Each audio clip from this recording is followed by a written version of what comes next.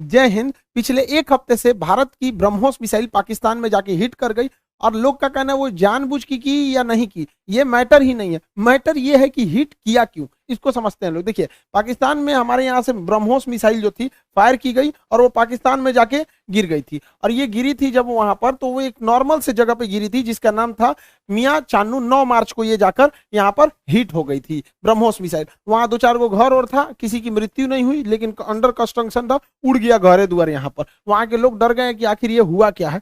तो उसके बाद वहां पर जो जो inter service public relation officer होते हैं, ISPR, कहीं पे भी देखिएगा तो एक PR ऑफिसर होता है, PR पब्लिक रिलेशन। यही लोग सारे लोग पब्लिक से कांटेक्ट करते हैं। जैसे मीडिया वाले को पास भी एक पूरी की पूरी PR टीम होती है। अब किसी मीडिया वाले को मान के हमारा इंटरव्यू लेना है, खान सर का इंटरव्यू, तो उन लोग को क्या पता, वो अपने PR टीम को बोलेंगे कि खान सर का नंबर निकालो, बताओ कहाँ बात करना है। तो वो PR टीम ही काम करती है। तो हर डिपार्टमेंट का एक PR ऑफिसर होता है, पब्लिक रिलेशन ऑफिसर, वही बताता है क्या हो रहा है क्या नहीं हो रहा है, एक तरह का प्रवक्ता होता है। तो इन्होंने कहा कि हमारी टेरिटरी में एक पता नहीं अनआइडेंटिफाई कोई ऑब्जेक्ट घुस गया, 4 मिनट तक उड़ते रहा, प्रोजेक्टाइल था, वो आया गिर गया, किसी की जान माल की क्षति नहीं हुई है, हमने उसे पूरी रडार में ट्रैक किया, आके वो यहाँ पे गिर गया। ये इन लोग का स्टेटमेंट था। एक्चुअली में हुआ क्या था कि भारत से मिसाइल लॉन्च किया गया था, लेकिन ये दोनों देशों में विवाद न हो जाए इसलिए भारत सरकार के पहले से एक समझौता है 1999 का। 21 फरवरी 1999 में अटल बिहारी वाजपेयी और नवाज शरीफ के बीच एक लाहौर एग्रीमेंट साइन हुआ था, लाहौर डिक्लेरेशन। इसमें कहा गया था कि अगर दोनों सेनाओं की ओर से अगर कभी भी गलती से कोई मिसाइल या हमला हो जाता है तो वो लोग हॉटलाइन पे बात करके इसका कंफर्मेशन कर देंगे कि जानबूझ के किया गया या गलती से हुआ है, इसकी अवगत करा दिया जाएगा। तो उसके लिए भारत की ओर से हॉटलाइन पे बात करके बता दिया गया पाकिस्तान को 2 दिन बाद कि भैया हमारी ओर से गलती से चला है। अब ये हॉटलाइन क्या होता है? ये हॉटलाइन फोन में कभी रिंग नहीं बजते। आप जैसे मोबाइल में डायल करते हैं किसी को, तो सोच रहा पहले बोलेगा नमस्कार, भारत ने 150 करोड़ कोविड टीकाकरण पार कर लिया, 175 करोड़, उसमें ये सब कोई रिंगटोन नहीं होता है। वो फिक्स होता है, करना कहाँ है, हॉटलाइन होते हैं, उसमें 4-5 नंबर ही, मतलब लिमिटेड नंबर होते हैं, वहीं फोन करना। एक बार फोन करेंगे तो पटाख से वहां लग जाएगा। तो हमेशा इमरजेंसी में होता है। अगर हम कहीं किसी पे फोन पे बात कर रहे हैं और कोई नॉर्मल आदमी हमको कॉल करेगा तो उसको वेटिंग बता देगा, लेकिन अगर हॉटलाइन से कॉल करेगा तो जिससे हम बात कर रहे हो तो उसका फोन वहां कट जाएगा और डायरेक्ट आ जाएगा मेरे पास आदेश। तो ये हॉटलाइन 2 देशों के बीच में होता है। मुख्यमंत्री जब कॉल करते हैं तो हॉटलाइन से कर सकते हैं, प्रधानमंत्री वगैरह, तो हॉटलाइन से भारत सरकार ने उन्हें बता दिया कि ऐसा ऐसा हुआ है। शुरुआत में ये मामला दब गया था, लेकिन पाकिस्तान के लोगों को लगा कि उनकी तो मेरी बेइज्जती हो गई, किसी ने आया पूरा बजा के चला गया, इसकी जांच होनी चाहिए। अब ये भाई साहब ये कर रहे हैं कि इसकी जांच कराएंगे हम, कैसे मिसाइल आया और ऐसे हमारे देश के अंदर घुस गया 124 किलोमीटर। अब ये मामला लेके जाएंगे यूएनओ में सिक्योरिटी काउंसिल में उठाएंगे, रूस से कहेंगे, चाइना से कहेंगे, इस्लामिक ऑर्गेनाइजेशन के देशों से कहेंगे। इन लोग का कहना है कि यूएनओ तक में ये मामला उठेगा कि आखिर ये मिसाइल आया क्यों। ये गधा पाकिस्तान उसी चाल में फंस गया जिसमें हम इसे फंसाना चाहते थे। हम ये चाहते थे कि पाकिस्तान इस पर बवाल करे और ये मामला इंटरनेशनल हो, लेकिन इन गधों के यहाँ पता नहीं कोई इंटरनेशनल रिलेशन पढ़ाता भी है कि नहीं, इन गधों को कुछ नहीं पता, ये हल्ला कर दिए हैं। एक्चुअल में ये मिस फायर नहीं था, ये डायरेक्ट फायर किया गया था जानबूझ के। हम आपको कुछ प्रूफ देते हैं, आप समझिए क्यों डायरेक्ट फायर किया गया था। यह मिसाइल जब उड़ती है हरियाणा से, तो यहां से लगभग हरियाणा पंजाब के बॉर्डर से 2 मिनट तक इंडिया में रहती है, फिर ये कर्व करके पाकिस्तान में जाती है, 4 मिनट तक ये पाकिस्तान में फ्लाई करती है। अब ये बताइए, जो मिसाइल ऑपरेटर इसे 4 मिनट तक फ्लाई कर रहा है, तो भारत में जो मिसाइल ऑपरेटर, उसे भी पता है कि वो इंडिया का बॉर्डर छोड़ दिया और पाकिस्तान में जा चुका है। तो पहला बात कि जब वो 4 मिनट तक दुश्मन की टेरिटरी में घुसा कैसे, ये इंडिया वाले को तो पहले से पता था। एक और गलती क्या थी, सेल्फ डिस्ट्रॉइंग सिस्टम होता है। जब कभी भी मिसाइल अपने रास्ते से भटकता है तो उसे मिसाइल के अंदर ऑटोमेटिक डेटोनेटर लगा होता है जो मिसाइल को रास्ते में ही ब्लास्ट कर देता है, जिससे कोई नुकसान नहीं होता है। तो किसी भी मिसाइल को मारने से पहले उस मिसाइल का एक ऑपरेटर रूम होता है, उस ऑपरेटर रूम से उस मिसाइल को फायर किया जाता है। फायर करने के बाद वो ऑपरेटर इस मिसाइल को रडार पर देखता है, अगर रास्ता भटकता है तो सेल्फ फायर कर देता है। इस मिसाइल को सेल्फ फायर नहीं किया गया, बल्कि ऑपरेटर चुपचाप देख रहा था, मजा मार रहा था कि घुस गया है पाकिस्तान में चला गया है 124 किलोमीटर तक। तो एक ये दूसरा प्रूफ, और भी कई सारे प्रूफ हैं। तो समझिए कैसे। ये नक्शा पाकिस्तान ने जारी किया, हमने ये जारी किया पाकिस्तान। इसमें जो तीर का निशान है ये दिखा रहा है मिसाइल किस तरह आया और कैसे ये यहां से जाकर यहां मियां चन्नू पे जाके गिर गया। यहां पर देखिए कैसे मिसाइल ने सबसे पहले अपने से अगर मिस फायर होगा तो सीधे जाएगा, अपने से मिस फायर होगा तो सीधे। ये टर्न नहीं मार सकता है अपने से, माल फंक्शन की वजह से, गड़बड़ी की वजह से 90 डिग्री का कर्व नहीं मार सकता जब तक उसको पाथ फाइंड नहीं किया गया होगा, पहले से नहीं बताया गया हो। तो पहला 90 डिग्री टर्न अपने से नहीं मारा गया होगा। दूसरा, इस मिसाइल में कोऑर्डिनेशन फिक्स था। किसी भी मिसाइल को मारने से पहले उसका जीपीएस लोकेशन कोऑर्डिनेशन फिक्स किया जाता है कि यहीं पर जाना है, लेकिन इसमें कोई बारूद नहीं था। देखिए अमूमन यही होता है कि पहले उसमें बारूद यानी वारहेड भरा जाता है, पहले उसमें वारहेड भरा जाता है, तो इसमें वारहेड था नहीं। जब वारहेड भर दिया जाता है तब उस मिसाइल में फीड किया जाता है कि इस मिसाइल को जाना कहाँ है। तो इस मिसाइल में जाना कहाँ है ये फीड कर दिया गया था, और वारहेड नहीं फीड किया गया था। और जाना भी कहाँ है, मियाँ चन्नू पे। यहाँ ना कोई स्ट्रेटेजिक लोकेशन है, ना कोई सेना का स्कूल है, कुछ भी ऐसा नहीं है। जानबूझ के भारत ने मिसाइल का वारहेड हटाया कि किसी की जान माल की हानि ना हो, और ऐसे जगह को चुन लिया जहां कोई स्ट्रेटेजिक महत्व नहीं है कि बवाल ना होगा। बस हमें मिसाइल घुसा के बवाल करना था, भयंकर बवाल नहीं कराना था। एक और देखिएगा, इस मिसाइल को अगर देखेंगे तो 104 किलोमीटर से ज्यादा ये भारत में रही है, 124 किलोमीटर गई है, उसके बाद भी ये एक्स्ट्रा गई है। यानी इस मिसाइल की रेंज जो थी वो 290 किलोमीटर ही है। इस मिसाइल की रेंज 290 किलोमीटर, लेकिन ससुराई ब्रह्मोस मिसाइल 320 किलोमीटर कैसे चल गया। लगभग ये 30 से 40 किलोमीटर एक्स्ट्रा चला है। देखिए ये पाकिस्तान का ही नक्शा ही दिखा रहा है कि 33 किलोमीटर एक्स्ट्रा चल गया। बवाल है भैया, रेंज से 33 कैसे। तो कोई भी चीज को फेंकते हैं तो जब रेंज खत्म हो जाता है तो आराम से गिरता है। तो ब्रह्मोस और आगे गया था यहाँ पर। इस दौरान भी इसे सेल्फ डिस्ट्रॉय नहीं किया गया, यानी भारत से बैठ के ऑपरेशन टुकुर टुकुर देख रहा था, जानबूझ के किया गया है इसको। अगला देखिए, और भी ये खुद पाकिस्तान कर रहा है, उसको समझाते हैं। ये उनके ISPR है, inter service public relation, ISPR। समझ में आ गया? ISPR समझो समझो, तोरा नहीं पता अभी यहाँ पे।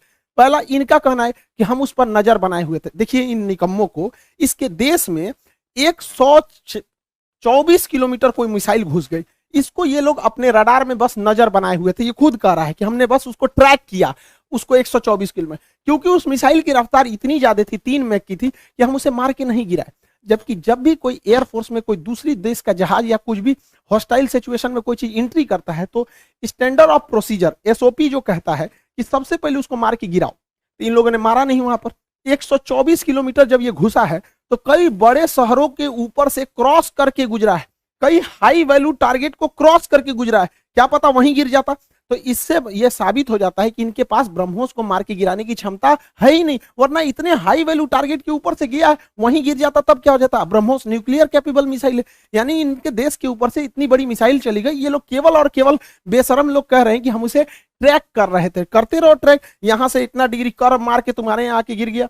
पाकिस्तान इसे मार के गिरा भी नहीं सकता, क्योंकि ब्रह्मोस 3 मैक से चलती है। इसके पाकिस्तान के पास चाइनीज रडार है, इन चाइनीज रडार की हेल्प से इसके पास 2 तरह के मिसाइल क्षमता है। एक HQ-7 है, ये 30 से 40 किलोमीटर की दूर की मिसाइलों को मारता है। एक HQ-9 है, ये लगभग 150 किलोमीटर मार सकता है। ये दोनों चाइना का है। इस सबको पता नहीं चला कहाँ चल गया यहाँ पे, इन सब किसी काम का नहीं। अब इससे चाइना भी घुस आया है, क्योंकि उसका ऑर्डर दे रखा था। चाइना पूरी दुनिया को ऑर्डर दिया था कि भैया हमारा HQ-9 डिफेंस सिस्टम बहुत अच्छा है, ले लो। अब पूरी दुनिया ने उसको ऑर्डर कैंसिल कर दिया कि सोचा तोरा कोने काम का मिसाइल है। भारत का ब्रह्मोस घुस गया है वहां पर, अब ये घुस आया है पाकिस्तान के ऊपर। किसो तो पाकिस्तान इसको कह रहा है तोरा मिसाइल फायर नहीं हुआ तो हम क्या करें। अब फिलीपीन ने ऑर्डर दे दिया था ब्रह्मोस को, अब वियतनाम भी कह रहा है हमको भी चाहिए, इंडोनेशिया कह रहा है हमको भी चाहिए, ताइवान कह रहा है हमको भी चाहिए। अब ब्रह्मोस एकदम जबरदस्त है यहाँ पर।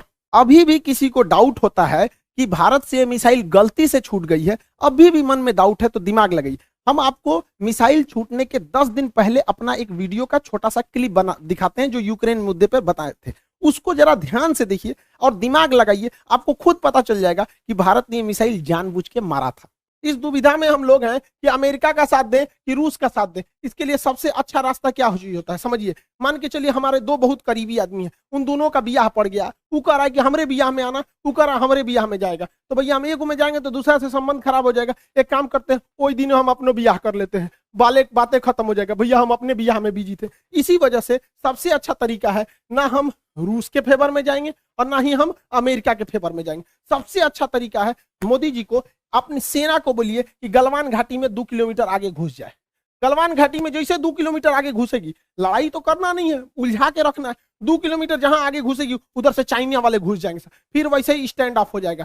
2-3 महीना चलेगा, अमेरिका कहेगा हे बोलना रे रूस को, कहे हम कुछ जी करे, हम तो खुदे लड़ रहे हैं चाइना से यहाँ पे, तो हमला दोनों शांत के शांत रहेगा। आपको क्या लगता है भारत को इधर उलझा देना चाहिए कि नहीं देना चाहिए? वरना आप मना करेंगे तो कोई ना कोई देश इस तरह से आपको कहेगा कि भैया हमारा साथ दो, उससे अच्छा हम खुद उलझे हुए हैं, बातें खत्म।